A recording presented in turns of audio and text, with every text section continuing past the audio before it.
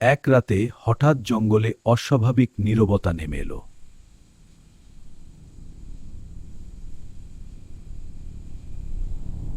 পাখিরা ডাকা বন্ধ করল, বাতাসও যেন থেমে গেল।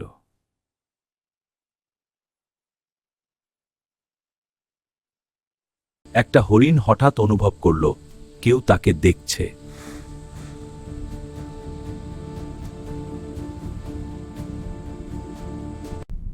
কিন্তু চারপাশে কেউ নেই, শুধু ঠান্ডা এক ছোঁয়া।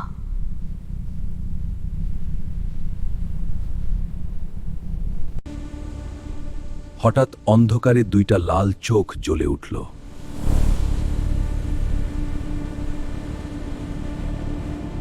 এক মুহূর্তে হরিণটা অদৃশ্য হয়ে গেল।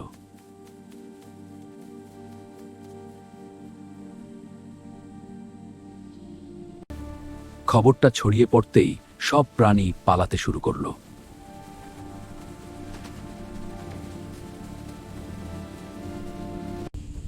কিন্তু যতই দৌড়াক, কেউই জঙ্গল ছাড়তে পারল না।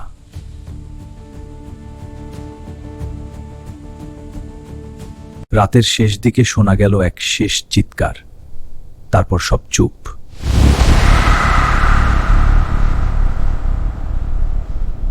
সকালে জঙ্গলটা একদম ফাঁকা, শুধু গাছে আঁচড়ের দাগ, আর সেই অদৃশ্য কিছু এখনো আছে।